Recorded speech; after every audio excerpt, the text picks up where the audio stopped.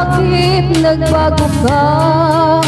Pag-ibig mo ngayon ay di na madama. Nalulungkot ako't nagpapalam ka, dahil may mahal ka ng iba. Ano ang gagawin kapag wala ka na? Nasanay na ako na lagi nang kapiling ka.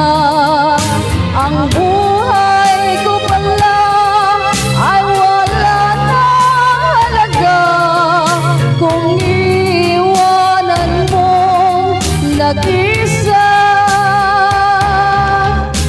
Ano ang gagawin kapag